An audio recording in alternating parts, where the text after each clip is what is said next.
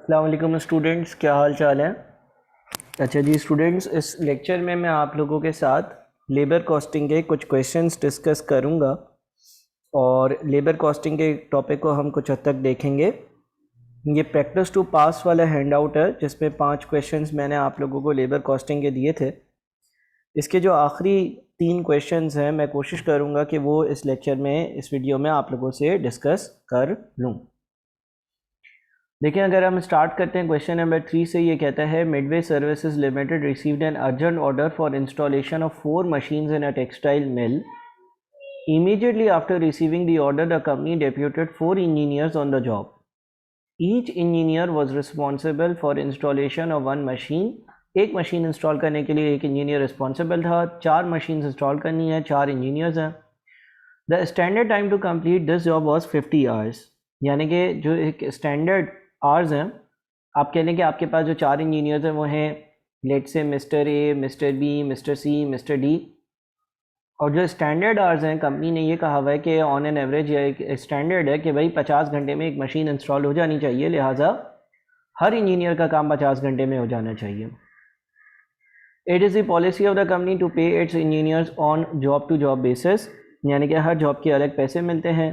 The minimum amount the company pays is based on standard hours, कम अज़ कम जो कंपनी पेमेंट करेगी वो स्टैंडर्ड आवर्स के हिसाब से तो करेगी। The payment is made at the rate of ₹100 per hour. तो इसका मतलब ये हो गया कि जो बेसिक अर्निंग है हर इंजीनियर की, जो बेसिक अर्निंग है हर इंजीनियर की वो कुछ इस तरह से आ जाएगी कि हर इंजीनियर जो है वो जो स्टैंडर्ड 50 आवर काम करेगा उसके 100 रुपये के हिसाब से उसको पैसे मिल रहे होंगे। ये मिनिमम है जो एक कंपनी पे कर रही होगी। भाई मिनिमम तो हर इंजीनियर को यह अमाउंट मिलेगा ही मिलेगा, ये स्पेसिफाई किया हुआ है सवाल में कि मिनिमम जो है ना इनको ये बेसिक अमाउंट मिलना। इसके अलावा है, in order to speed up the installation work the company offer the engineers time saving bonus. अच्छा, ये जो बोनस दिया जा रहा है ये काम को स्पीड अप करने के लिए दिया जा रहा है और ये बेसिक से अलावा होगा। Under which they will be entitled for the following incentives. Percentage of time save to time allowed 0 to 10%, 11 to, एक टेबल बना हुआ है। इस टेबल को रीड करना कैसे है ये हम देखेंगे। In addition to the agreed amount, the customer has agreed to pay the company 150 for every hour saved on installation of each machine. The jobs were completed successfully and the time spent by each engineer is as follows. अच्छा, अब actual hours लिख लेते हैं। देखिए, अगर हम actual hours की बात करते हैं तो पहले इंजीनियर ने 41 आवर्स लिए, दूसरे ने 36 आवर्स लिए, तीसरे ने 46 आवर्स लिए और चौथे ने 50 आवर्स लिए। तो हम फिर टाइम सेव्ड भी कैलकुलेट कर सकते हैं। अगर पहले इंजीनियर ने 50 घंटे का काम जो है वो 41 आवर्स में कर दिया, यानी कि उसने 9 घंटे बचा लिए। दूसरे इंजीनियर ने 50 घंटे का काम 36 घंटे में किया, तीसरे ने 46 और चौथे ने 50 घंटे का काम 50 ही घंटों में किया, तो टाइम नहीं बचा है। तो ये टाइम सेव्ड आ गया, यानी कि जो टाइम इन्होंने सेव किया है या मेरा जो टाइम बचाया है। अब 5-5 हज़ार रुपये तो ये तो बेसिक है, ये तो मिलना ठीक है ना। हम ये देखते हैं कि क्या किसी इंजीनियर को बोनस मिलेगा या नहीं। ज़रा गौर से देखिएगा, बोनस के लिए ये इसने एक टेबल बनाकर दिया। बोला सबसे पहले तो आप कैलकुलेट करो percentage of time saved to time allowed. तो एक परसेंटेज कैलकुलेट करनी है, percentage time saved to time allowed, यानी कि time saved divided by time allowed. यानी कि पहले इंजीनियर ने 9 घंटे बचाए, 9 डिवाइडेड बाई 50, ठीक है ना। 9 डिवाइडेड बाई 50 ये 18% आता है, ठीक है। Time save divided by time allowed, ये बस इसने एक तरीका दे दिया कि भाई इस तरह से आप एक परसेंटेज निकालना। Time save divided by time allowed, time save divided by time allowed, time save divided by time allowed, time save divided by time allowed. फिर क्या करना, फिर इसने लिखा कि अगर किसी का time save to time allowed की परसेंटेज 0 और 10% के बीच में आ रही होगी तो उसको इस तरह से बोनस मिलेगा। अगर किसी की परसेंटेज 11 और 20 के बीच में आ रही होगी तो उसको इतना बोनस मिलेगा, और अगर किसी की परसेंटेज 20 और 30 के बीच में आ रही होगी तो उसको इतना बोनस मिलेगा। अब ज़रा गौर से देखिए कि मैं क्या वर्किंग करता हूँ। देखिए, पहला वाला जो इंजीनियर है उसकी ये परसेंटेज 18% आ रही है, यानी कि दूसरे वाले ब्रैकेट में फॉल कर रही है 11 और 20% वाले। इस केस में बोनस कितना मिलेगा? 20% of time saved multiplied by hourly rate. 20% of time saved यानी कि 20%, किस चीज़ का 20%? 20% टाइम सेव्ड का, तो 20% इंटू टाइम सेव्ड यानी कि 9, 20% ऑफ टाइम सेव्ड यानी कि 20% into 9 into hourly rate. Hourly rate कितना है? आर्ली रेट जो है वो 100 है, तो 180 का आपका ये बोनस बनता है। देखें, टाइम सेव्ड का 20% लिया और उसको आर्ली रेट से मल्टीप्लाई किया। सर 20% क्यों लिया? क्योंकि इसका जो percentage to time saved to time allowed का रेशियो आ रहा है वो 18% आ रहा है, और 18% जो है 11 और 20 के बीच में होता है। इसी तरह से दूसरा जो है उसका 28% आ रहा है, 28% 20 और 30% के बीच में है, तो इसके लिए 30% into time saved. Time saved कितना है? टाइम सेव्ड है 14, ठीक है ना। तो हमने यहाँ से लिया इसको 30%, 30% को हमने मल्टीप्लाई किया टाइम सेव्ड से यानी कि 14 से, और 14 को हमने मल्टीप्लाई कर दिया आर्ली रेट से जो कि 100 रुपये था, तो 420 रुपये। अच्छा, तीसरा जो है उसका 8% है, 8% जो है वो 0 और 10% के बीच में होता है, तो इसके लिए हम क्या करेंगे? 10%। 10% क्यों? क्योंकि 0 और 10% के बीच में किसी का ये रेशो हो तो उसको 10% ऑफ टाइम सेव्ड का 10% इंटू आर्ली रेट यानी कि 100 रुपये जो आर्ली रेट था उसके हिसाब से बोनस मिलता है, तो 40वां। और जो आखिरी वाला बंदा है उसने जो है वो किसी तरह का भी टाइम सेव नहीं किया, किसी तरह का भी उसने टाइम सेव नहीं किया, ठीक है ना। लेकिन इससे बोला हुआ था कि percentage of time save to time allowed 0% to 10%, 0% to 10% के बीच में किसी ने अगर टाइम सेव किया हो तो उसको भी मैं बोनस दूंगा। अब इस लिहाज से अगर मैं इंटरप्रिटेशन करूं तो सर इसका रेशियो तो 0% आ रहा, और 0 और 10% जो है उस हिसाब से तो इसको 10% बोनस मिलना चाहिए, ठीक है ना। तो ये थोड़ी सी एक ऐसी कंडीशन है जो सवाल में क्लियर नहीं है। मिसाल के तौर पर अगर किसी का लेट से 10.5% आ रहा होता तो क्या करते? पहले में शामिल करते या दूसरे में? ऐसा इत्तेफाक से है नहीं। तो बहरहाल ये कुछ ऐसी वेग चीज़ें रह जाती हैं, लेकिन उसूलन इसको बोनस नहीं मिलना चाहिए क्योंकि इसने कुछ टाइम भी बचाया नहीं है। ये एक लॉजिकल सी बात लगती है, तो मैं इसी पे कायम रहता हूँ। अच्छा, आगे अगर मैं बढ़ूँ तो इसका मतलब ये हो गया कि जो टोटल अर्निंग्स है ना, टोटल अर्निंग्स, ये तो आपके पास बोनस है ना, बोनस तो एक्स्ट्रा मिला है वक्त बचाने की वजह से। टोटल अर्निंग्स जो है वो इंजीनियर ए की है 5000 प्लस 180, ठीक है ना। लाइकवाइज इंजीनियर बी जो है उसके लिए 5000 प्लस 420, इंजीनियर सी जो है 5000 प्लस 40, इंजीनियर डी जो है वो 5000, सिर्फ और सिर्फ 5000, क्योंकि इसका बोनस 0 होना चाहिए। तो ये इनकी जो स्पेसिफिकली अर्निंग्स आ रही हैं वो आ रही हैं। अच्छा, सवाल की रिक्वायरमेंट क्या थी? Calculate the total earnings of each engineer and there earnings per hour, और इनकी अर्निंग्स पर आवर भी कैलकुलेट करो। तो अर्निंग्स पर आवर कैलकुलेट करते हैं। अर्निंग्स पर आवर के लिए इंजीनियर ए 5180 कमा रहा है 41 आवर्स काम कर, तो 126.34 बनता है। इसी तरह से हर किसी की earnings per hour, for example दूसरे वाले के लिए 150.55 आएगा। कैसे? 5420 कमा रहा है 36 घंटे काम कर, तीसरा वाला 5040 कमा रहा है 46 घंटे काम कर, और चौथा वाला जो है वो 5000 रुपये कमा रहा है 50 घंटे काम कर। तो ये आपकी पहली वर्किंग थी, पहला पार्ट था जिसकी ये वर्किंग थी जो आपसे पूछी गई थी। सर दूसरी वर्किंग क्या है? दूसरे में बोलता है compute the net additional revenue earn by the company. Additional revenue जो कंपनी से अर्न होगा वो कितना होगा? तो additional revenue, net additional revenue कैसे आएगा? ज़रा गौर से देखिएगा कि नेट एडिशनल रेवेन्यू कैसे आएगा। नेट एडिशनल रेवेन्यू का मतलब ये कि ये वक्त बचाने की वजह से कंपनी को नेट फ़ायदा क्या हुआ। नेट एडिशनल रेवेन्यू और एडिशनल रेवेन्यू में फ़र्क ये है कि इजाफी रेवेन्यू, और नेट एडिशनल रेवेन्यू का मतलब ये है कि खर्चे निकाल कर जो नेट रेवेन्यू बचा। अच्छा देखें, जिस कंपनी के लिए मैं काम कर रहा था उसने कहा था कि in addition to the agreed amount, यानी कि जो अमाउंट ये कस्टमर मशीन्स इंस्टॉल करने का दे रहा है वो तो दे ही रहा है। He has agreed to pay the company ₹150 for every hour saved on installation of each machine. इसने ये कहा कि मैं 150 रुपये दूंगा हर 1 घंटा जो आप बचाओगे। मेरा भी वक्त बचेगा ना, कंपनी का भी वक्त बचेगा, मशीन जल्दी इंस्टॉल होगी। तो उसने ये कहा कि जितने भी घंटे बचाओगे उस पर मैं आपको एक्स्ट्रा 150 रुपये दूंगा। तो इसका मतलब ये हो गया कि पहले इंजीनियर ने जो टाइम बचाया प्लस दूसरे इंजीनियर ने जो टाइम बचाया प्लस तीसरे इंजीनियर ने जो टाइम बचाया, ये जितना भी टाइम बचाया मल्टीप्लाइड बाई 150, ये मुझे इजाफी हासिल होगा 4050। लेकिन ये 4050 हासिल करने के लिए मैंने अपने इंजीनियर्स को मोटिवेट किया था, और मोटिवेट करने के लिए मुझे इनको टाइम बचाने के लिए बताना पड़ा था कि देखो तुम टाइम बचाओगे तो तुम्हें बोनस मिलेगा, और ये बोनस देना पड़ा। तो ये जितना भी मुझे बोनस देना पड़ा ये मेरे इजाफी खर्चे थे, ताकि वो लोग मोटिवेट हों जल्दी काम करने के लिए। और कंपनी की तरफ से जिसके लिए मैं मशीन इंस्टॉल कर रहा था उसने मुझे ये 4050 रुपये दिए। ठीक है ना। तो इसका मतलब ये हो गया कि नेट एडिशनल रेवेन्यू की वर्किंग में ये एक एडिशनल रेवेन्यू है और ये एक एडिशनल कॉस्ट है। तो नेट एडिशनल रेवेन्यू क्या है? Additional revenue minus additional cost, यानी कि 3410।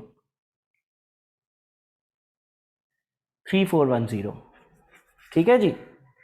तो ये हमारा क्वेश्चन नंबर 3 सॉल्व हुआ। क्वेश्चन 4 पर आते हैं, जल्दी से इसको सॉल्व करते हैं। आप पिछले क्वेश्चन को अच्छे से आराम से देख सकते हैं। क्वेश्चन नंबर 4 में लिखा हुआ है Zircon Limited ZL manufactures and supplies footballs for both domestic and international markets. Following information is available from the company's records. Company के रिकॉर्ड से कुछ इन्फॉर्मेशन आपको दी हुई हैं। रिक्वायरमेंट है evaluate the above option in contrast with the existing scheme and advise the management about the most economical option. तो Zircon Limited एक कंपनी है, वो फुटबॉल्स बनाती है। आपको ये देखना है कि कंपनी जो है वो कुछ ऑप्शन हैं, ऑप्शन 1 ऑप्शन 2 उस पर जाए या एग्जिस्टिंग रहे। नंबर ऑफ स्किल्ड वर्कर्स 250 लोग हैं। Standard working hours per month वो 200 घंटे के हिसाब से काम करते हैं।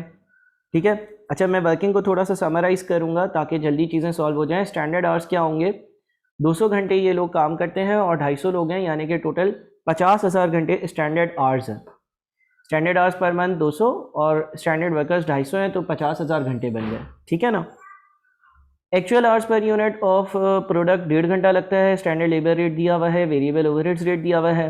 The company manufactures 40,000 footballs per month. तो एक्चुअल आवर्स भी निकाल लेते हैं। कैसे सर? 40,000 फुटबॉल्स बनती हैं एक महीने में। यस सर, एक महीने में 40,000 फुटबॉल्स बनती हैं, और एक फुटबॉल के जो एक्चुअल आवर्स पर यूनिट है, एक्चुअली एक फुटबॉल 1.5 घंटे में बनती है। 40,000 फुटबॉल्स बन रही हैं और एक फुटबॉल 1.5 घंटे में बन रही है। 40,000 फुटबॉल्स बन रही हैं और एक फुटबॉल 1.5 घंटे में बन रही है। इसका मतलब एक्चुअल आवर्स जो हैं वो 60,000 हैं। Overtime is paid to the workers at a rate of 75% over and above the standard wage rate. लोगों को ओवर टाइम दिया जाता है और वो नॉर्मल से 75% ज़्यादा दिया जाता है। अब देखें, 40,000 फुटबॉल बनाने के लिए ये लोग 1.5 घंटे के हिसाब से 60,000 आवर्स लेते हैं। एज पर स्टैंडर्ड्स, या जो उनका एक स्टैंडर्ड सेट किया हुआ था, वो ये सेट किया हुआ था कि आप महीने में 200 घंटे काम करोगे और 250 लोग हैं तो 50,000 घंटे काम करेंगे। इसका मतलब ये हो गया कि ओवर टाइम कितना? सर, इनका जो ओवर टाइम है ना वो 10,000 घंटे, ये 10,000 घंटे का ओवर टाइम करते आ रहे हैं। ठीक है ना। ये 10,000 घंटे का जो है ना वो ओवर टाइम करते हुए आ रहे हैं। ठीक है सर, बिल्कुल ठीक है, ओवर टाइम 10,000 घंटे का। अच्छा, तो करंटली जो मेरी लेबर की कॉस्ट है वो कैसे आ सकती है? करंटली जो मेरी लेबर की कॉस्ट है वो इस तरह से आ सकती है कि जो नॉर्मल 50,000 घंटे हैं, जो नॉर्मल 50,000 घंटे हैं उनके मैं 42 के हिसाब से पे कर रहा हूँ। कैसे? यहाँ पे लिखा हुआ है स्टैंडर्ड लेबर रेट पर आर ₹42। स्टैंडर्ड लेबर रेट पर आर ₹42। तो 50,000 घंटे के मैं 42 रुपीज़ के हिसाब से पे कर रहा हूँ। और जो 10,000 घंटे का ओवर टाइम है, 10,000 घंटे का ओवर टाइम है, उसके 42 इंटू 1.75 के हिसाब से पे करूँगा। सर, 42 इंटू 1.75 क्यों? सवाल में मेंशन था कि अगर कोई ओवर टाइम करेगा तो उसकी तनख्वाह जो है वो नॉर्मल से 75% ज़्यादा होगी। यहाँ पे लिखा हुआ है overtime is paid to the workers at a rate of 75% over and above the standard wage rate. ठीक है। तो लेबर की टोटल कॉस्ट 2835,000 आती है। अच्छा, इसके अलावा वेरिएबल ओवरहेड्स पर आवर जो है वो 75 के हैं। तो वेरिएबल ओवरहेड्स की भी आप वर्किंग सर करके दिखा दें। बड़ी सिंपल सी वर्किंग होगी। फैक्ट्री में 60,000 आवर्स काम हो रहा है और 75 रुपये एक घंटे के ओवरहेड्स हैं, तो 4.5 मिलियन के ओवरहेड्स हो गए। यानी कि करंट जो आपकी टोटल कॉस्ट है ना, करंट जो आपकी टोटल कॉस्ट है वो 7335000 बन रही है। ठीक है ना।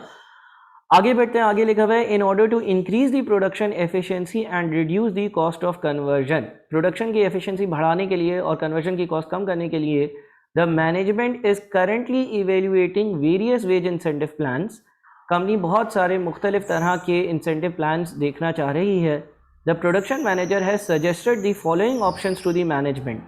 और कुछ ऑप्शंस आपके पास हैं, कुछ जो है वो सजेशंस हैं। तो अब हम उन सजेशंस पर काम करते हैं। हम ऑप्शन नंबर 1 देखते हैं कि ऑप्शन नंबर 1 हमारे पास क्या है और ऑप्शन नंबर 1 हमें क्या कहता है।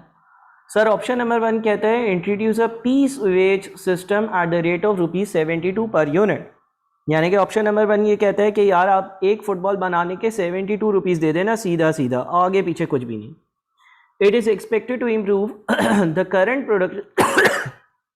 Production efficiency from 65 to 78%। इससे होगा ये कि आपकी प्रोडक्शन की एफिशिएंसी बढ़ जाएगी और वो अभी 65% है, 78% पर चली जाएगी। अच्छा जी, तो इसके लिए क्या करेंगे? देखें, एफिशिएंसी रेशियो का एक फॉर्मूला होता है, standard hours for actual units divided by actual hours for actual units into 100। ये हम रेगुलर क्लासेस में पढ़ चुके हैं। अब हम एक काम करते हैं, अभी आपकी एफिशिएंसी रेशियो जो है ना वो 65% है। सो 65% यानी कि efficiency ratio is equals to standard hours for actual units divided by actual hours for actual units. Actual hours for actual units है 1.5। ठीक है, इस हिसाब से अगर मैं standard hours for actual units देखूं, standard hours for actual units देखूं, 1.5 65% से मल्टीप्लाई होगा, 1.5 जब 65% से मल्टीप्लाई होगा, या हम टोटल की बात कर लेते हैं। चले, ये एक्चुअल आवर्स एक फुटबॉल के है ना, ये 1.5 एक्चुअल आवर्स एक फुटबॉल के है, तो टोटल एक्चुअल आवर्स हो जाएंगे 1.5 मल्टीप्लाइड बाई 40,000। ठीक है ना। देखिए, एफिशिएंसी रेशियो होता है, efficiency ratio is equals to standard hours for actual units into actual hours for actual units into 100%। 100% तो 1 बन गया। यहाँ पर मैं एक काम करता हूँ, 100% के बजाय 1 लिख देता हूँ। 100% अगर आप कैलकुलेटर में सॉल्व करोगे तो वो 1 बनेगा। इसका मतलब 65% is equals to standard hours for actual units divided by 1.5 into 40,000। 1.5 into 40,000 is 60,000। So 60,000 into 65% यानी कि standard hours for actual unit जो है ना, standard hours for actual unit जो है वो 39,000 है। एग्री? आप यहाँ पे सॉल्व भी कर लो। देखो 1.5 इंटू 40,000 60 बनता है, into 65% 39,000। So standard hours for actual units 39,000 है। ये करंट एफिशिएंसी रेशियो था आपका। अब उसने कहा कि एफिशिएंसी रेशियो 78% पर चला जाएगा। तो अगेन एफिशिएंसी रेशियो का फॉर्मूला जिसमें efficiency ratio 78% is equals to standard hours for actual units यानी कि 39,000 divided by actual hours for actual units into 100%। अब क्या होगा? Actual hours for actual units आ जाएंगे। Actual hours for actual units left side पर जाएगा। अच्छा, 100% इज 1, तो 39,000 डिवाइडेड बाई 78%। 39,000 डिवाइडेड बाई 78% ये बनता है 50,000। यानी कि actual hours for actual unit जो होंगे वो अब 50,000 होंगे। ठीक है, ये हमने नए वाले एक्चुअल आवर्स कैलकुलेट कर लिए। अच्छा जी, अब लेबर की कॉस्ट क्या होगी? लेबर की कॉस्ट और दूसरी है आपकी ओवरहेड्स की कॉस्ट। सर क्या होगी लेबर की कॉस्ट? देखो, लेबर तो 40,000 फुटबॉल्स बना रहा है और ऑप्शन नंबर 1 में मैंने उनको ये कह दिया कि एक फुटबॉल बनाने के आपको 72 रुपीज़ मिलेंगे। तो 40,000 फुटबॉल बनाने के 72 के हिसाब से 2.88 मिलियन हो जाते हैं। ये सीधी सीधी सी इसने बात लिख दी कि भाई लेबर को तो हम बोलेंगे कि 40,000 फुटबॉल्स बनाओ और एक फुटबॉल 72 की। ठीक है ना। अच्छा, ओवरहेड्स के लिए क्या होगा? अब फैक्ट्री में 50,000 घंटे फैक्ट्री खुली हुई है, 50,000 घंटे काम हो रहा है, 50,000 घंटे के लिए इलेक्ट्रिसिटी और मशीन्स चल रही होंगी। तो 50,000 इंटू 75 3.75 मिलियन हुआ, यानी कि टोटल खर्चा आपका 6630,000 हो गया। एग्जिस्टिंग से ऑप्शन नंबर 1 बेहतर है। ऑप्शन नंबर 2 की वर्किंग करते हैं। ऑप्शन नंबर 2 की वर्किंग करते हैं। ऑप्शन नंबर 2 में है introduce a monthly group bonus plan with a guaranteed wage of ₹48 per hour based on a standard 1.4 hours per unit of product. This plan is expected to reduce the overtime by 60%. वो बोलता है guaranteed wage plan, guaranteed wage plan issue कर दो जिसमें आप क्या करोगे, आप वर्कर्स को 48 रुपीज़ पर आवर पैसे दोगे और एक यूनिट पर 1.4 आवर्स लगते हैं, इस स्टैंडर्ड आवर के हिसाब से पैसे दोगे। तो सर अगर गारंटीड वेज प्लान की बात करते हैं ना, तो हमारे पास जो खर्चा होगा वो क्या होगा गारंटीड वेज प्लान का मतलब ये कि इतना तो मिलेगा ही मिलेगा, यानी कि लेबर को मैंने बोल दिया कि देखो 40,000 यूनिट्स हैं, 40,000 यूनिट्स मल्टीप्लाइड बाय 1.4 आवर्स, एक यूनिट बनाने के लिए 1.4 आवर्स लगता है, multiplied by 48, 40,000 multiplied by 1.4 multiplied by 48, 40,000 multiplied by 1.4 multiplied by 48। मैंने लेबर को बोल दिया तुम्हें मैं गारंटी देता हूं कि तुम 40,000 फुटबॉल्स के 1.4 आवर्स के हिसाब से जो आवर्स बनते हैं उसके 48 रुपीज़ पर आवर के हिसाब से इतने पैसे तो तुम घर लेकर ही जाओगे। अगर तुम्हारी तनख्वाह कम बनी ना, अगर तुम्हारी तनख्वाह कम बनी तो इतने पैसे तो मैं तुम्हें दूंगा ही दूंगा। 40,000 फुटबॉल्स के 1.4 आवर्स के हिसाब से और 48 के रेट के हिसाब से जो आवर्स और रेट के हिसाब से टोटल अमाउंट बनता है वो तो तुम्हें दूंगा ही दूंगा। इससे क्या होगा, इससे जो आपका ओवर टाइम है ना वो 60% कम हो रहा है। अच्छा, अगर लेबर की कॉस्ट कैलकुलेट करें, देखिए ऊपर ये गारंटी है इतना मिलेगा ही मिलेगा, लेकिन सवाल ये कहता है कि इसकी वजह से आपका ओवर टाइम 60% कम हो जाएगा। 60% अगर ओवर टाइम कम हो जाएगा तो करंटली ओवर टाइम 10,000 घंटे थे, अगर 10,000 घंटे 60% से कम होता है तो वो 4,000 घंटे रह जाता है। तो लेबर की कॉस्ट कितनी बनती है, नॉर्मल 50,000 घंटे के नॉर्मल 50,000 घंटे के जो रेट था उस रेट के हिसाब से, यानी कि 42 का रेट था, प्लस ओवर टाइम जो है वो अब 10,000 घंटे नहीं होगा बल्कि वो 60% जो है वो कम हो जाएगा, तो 40% रह जाएगा, multiplied by 42 into 1.75, because over time का जो रेट था वो 75% ज़्यादा था। तो 50,000 घंटे के 42 रुपीज़ के हिसाब से, और बाकी जो आगे के 4,000 घंटे हैं, जो ओवर टाइम के 4,000 घंटे हैं उनके 42 इंटू 1.75 के हिसाब से बन जाते हैं 2394। ठीक है, ये घंटों के हिसाब से लेबर की कॉस्ट बन रही है, लेकिन लेबर को गारंटी दी हुई है कि इतना तो देंगे ही देंगे। तो इसका मतलब मेरी जो लेबर की कॉस्ट होगी ना वो गारंटीड कॉस्ट पर आएगी, और गारंटीड कॉस्ट का मतलब ये है कि लेबर की कॉस्ट 2688,000 होगी। इसके बाद सर ओवर टाइम कैसे आएगा? भाई ओवर टाइम तो बड़ा सिंपल है ना, ओवर टाइम कैसे आएगा? अब जो है फैक्ट्री कितने घंटे चल रही होगी, 50,000 घंटे नॉर्मल जो चलती थी, और ओवर टाइम 10,000 घंटे नहीं होगा बल्कि 10,000 जो है वो 60% से कम हो जाएगा और 40% रह जाएगा, यानी कि फैक्ट्री कह लो कि 54,000 आवर्स चल रही होगी और 75 रुपये के हिसाब से इतने ओवरहेड्स इनकर होंगे और टोटल कॉस्ट जो है वो 6,738,000 बन रही होगी। तो सवाल ये पूछता था, evaluate the above options in contrast with the existing scheme and advise the management about the most economical option. तो 1, 2, 3 तीनों को देखता हूं तो मैं ऑप्शन नंबर बी के लिए जाऊंगा, इसमें लोएस्ट कॉस्ट है। आप आराम से तसल्ली से इस सवाल को दोबारा से देखकर सॉल्व करिएगा। मैं क्वेश्चन नंबर 5 पे बढ़ता हूँ। क्वेश्चन नंबर 5 में 2 पार्ट्स हैं, इन दोनों को भी डिस्कस करते हैं। ठीक है, पहले लिखता है the following information relates to a week's work for 3 employees. 3 workers की इंफॉर्मेशन दी हुई है, ए है, बी है और सी है। आउटपुट यूनिट्स का टाइम अलाउड, ठीक है ना, basic hourly wage rate, hours worked as direct labour, hours worked as indirect labour. ठीक है जनाब, सारी चीज़ें दी हुई हैं। The normal working week is 42 hours. तो एक काम करते हैं ना, हम देखते हैं कि आवर्स वर्कड जो है ना वो हर वर्कर के कितने हैं। ए 48 आवर्स काम कर रहा है, बी जो है वो 54 आवर्स काम कर रहा है, और सी जो है वो काम कर रहा है 30 घंटे एज अ डायरेक्ट लेबर और 12 घंटे एज एन इनडायरेक्ट लेबर, यानी कि 30 + 12 यानी कि टोटल 42 आवर्स काम कर रहा है। ये आवर्स वर्कड है, ए 48 आवर्स काम कर रहा है, बी 54 आवर्स काम कर रहा है, और सी जो है वो 30 + 12 यानी कि 30 घंटे डायरेक्ट लेबर के तौर पर और 12 घंटे इनडायरेक्ट लेबर के तौर पर, यानी कि टोटल 42 आवर्स काम कर रहा है। ठीक है जनाब, ये आवर्स वर्कड हो गया ना कि कितने घंटे इन्होंने काम किया। अच्छा, सवाल कहता है the normal working week is 42 hours. तो नॉर्मल आवर्स क्या है? नॉर्मल आवर्स हर लेबर के 42, 42, 42 है। इसका मतलब क्या किसी लेबर ने ओवर टाइम किया है? क्या किसी वर्कर ने ओवर टाइम किया है? हाँ, ए ने ओवर टाइम किया है क्योंकि वो 48 आवर्स काम कर रहा है, नॉर्मल 42 है, 6 घंटे का ओवर टाइम।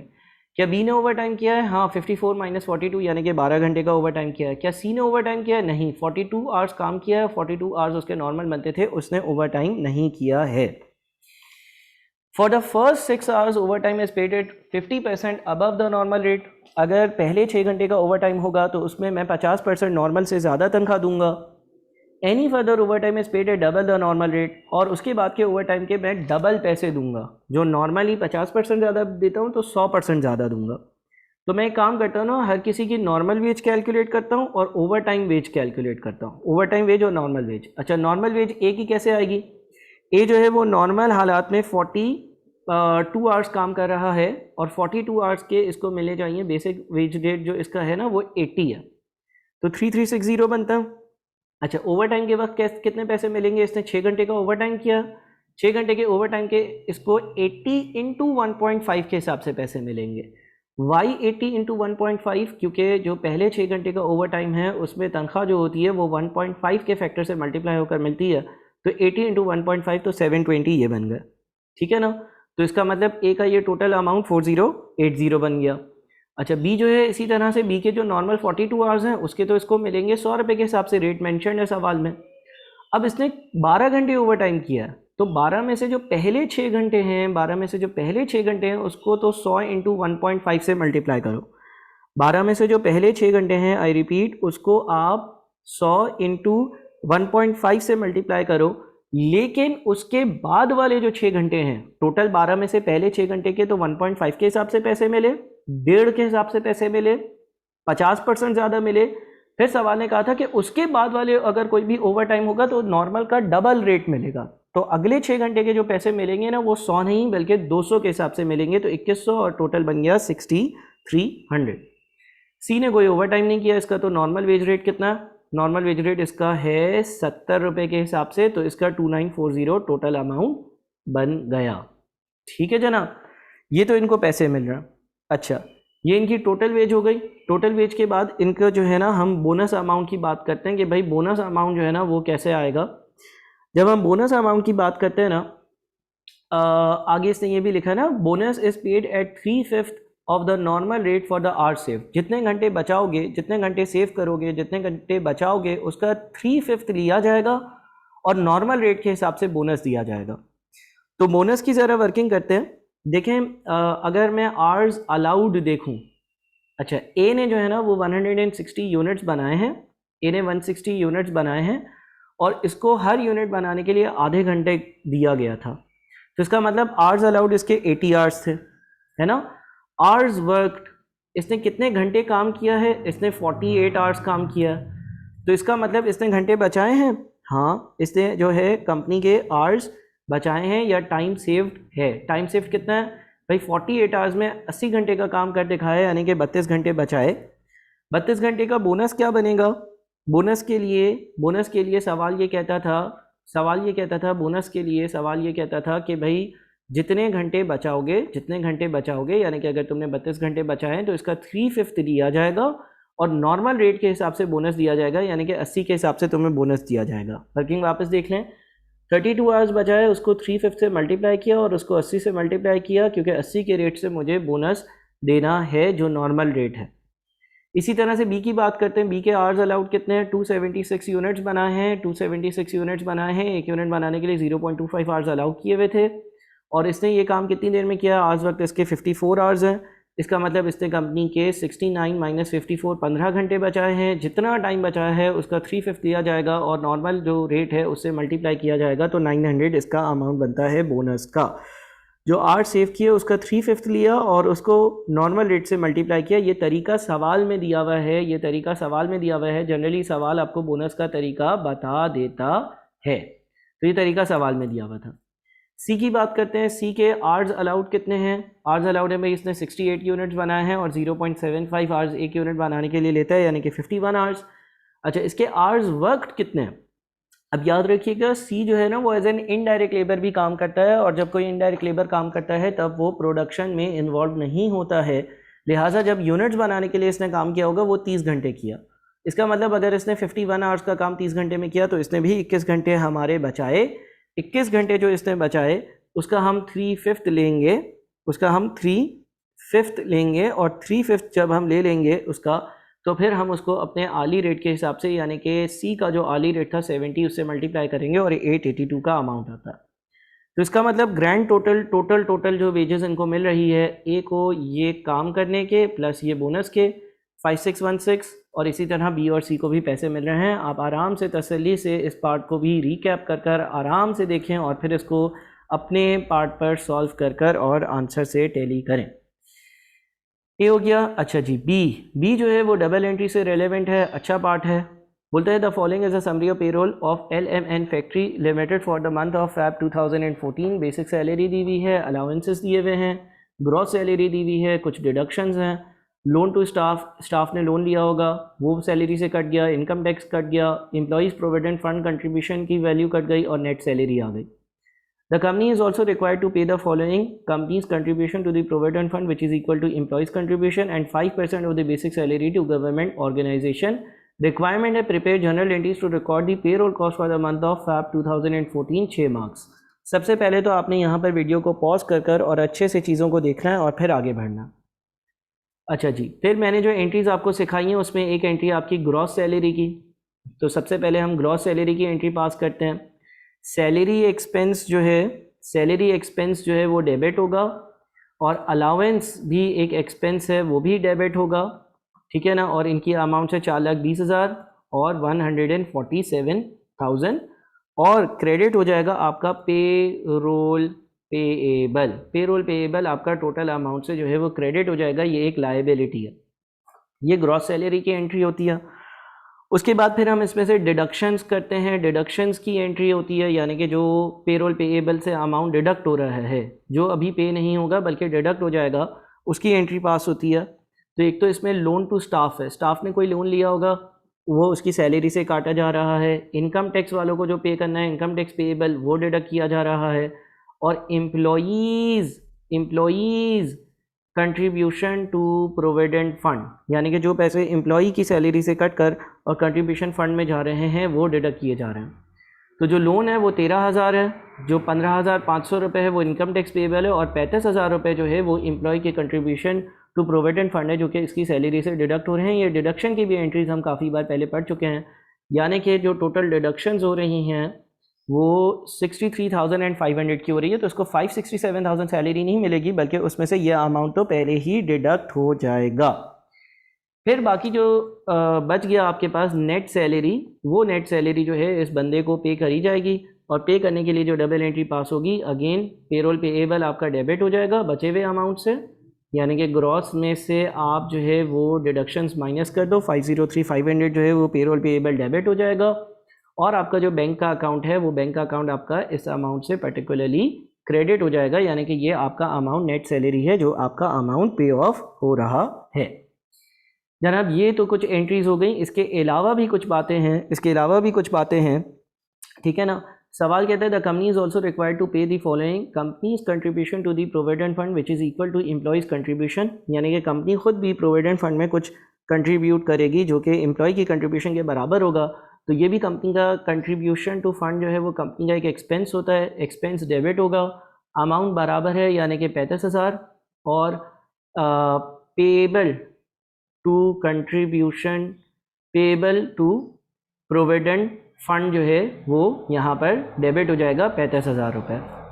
अच्छा, इसको भी हम बेहतर तौर पर पेएबल टू फंड लिख सकते हैं, पेएबल टू फंड, क्योंकि ये एक लाइबिलिटी हमने क्रिएट की है ना, यहाँ से हटाया लेकिन किसी और को पे करना, ठीक है ना। तो ये एक और एंट्री पास होगी, जो अमाउंट हमें एज अ कंपनी फ़ंड को पे करना है, 35,000 हमारा एक्सपेंस हो गया और फंड को पे करना है, तो एक पेएबल क्रिएट कर दिया। इसके अलावा लिखा हुआ है 5% of the basic salary to a government organisation. Government ने ये बोला हुआ है कि भाई हमारा एक इदारा है, हमारी एक ऑर्गेनाइजेशन है, आपकी जितनी भी बेसिक सैलरी बनेगी उसका 5% आप हमें दोगे या वहाँ पर कंट्रीब्यूट करोगे। तो कंट्रीब्यूशन टू गवर्नमेंट ऑर्गेनाइजेशन भी हमारी कंपनी का एक एक्सपेंस हो गया, उसको डेबिट करेंगे। वो बेसिक सैलरी का 5% है, यानी कि 4,20,000 का 5% है, यानी कि 21,000 से हमारे एक और एक्सपेंस डेबिट हो गया और पेएबल टू गवर्नमेंट ऑर्गेनाइजेशन यानी कि एक लायबिलिटी क्रेडिट हो गई। अब जब कंपनी ये सारी अमाउंट्स पे करेगी, कंपनी क्या क्या पे करेगी? कंपनी एक तो पेएबल टू गवर्नमेंट ऑर्गेनाइजेशन को 21,000 रुपये पे करेगी, ठीक है ना। अच्छा, payable to provident fund, company provident fund को पैसे पे करेगी, कितने पे करेगी? 35,000 रुपये अपने, और 35,000 रुपये जो इसने सैलरी से डिडक्ट किए थे, यानी कि टोटल 70,000 ये भी पे करेगी। और क्या कंपनी पे करेगी? कंपनी इनकम टैक्स वालों को जो उस बंदे की सैलरी से टैक्स डिडक्ट किया था वो भी पे करेगी, ठीक है ना। तो कंपनी जो है ये सारी अमाउंट्स बैंक से पे करेगी, तो बैंक अकाउंट हो जाएगा क्रेडिट इनके टोटल से, यानी कि 106,500 से। तो ये इस सवाल की डबल एंट्रीज थी, और इस लेक्चर में मैंने आप लोगों को लेबर कॉस्टिंग के क्वेश्चन नंबर 3, 4 और 5 प्रैक्टिस टू पास मार्च 2022 का जो हैंड आउट है उसके सॉल्व करवाए। क्वेश्चन 1 और 2 भी इंशाल्लाह मैं सॉल्व करवाऊंगा, या फिर लाइव वर्कशॉप्स में आपके साथ ऑन कैंपस डिस्कस होंगे। Thank you.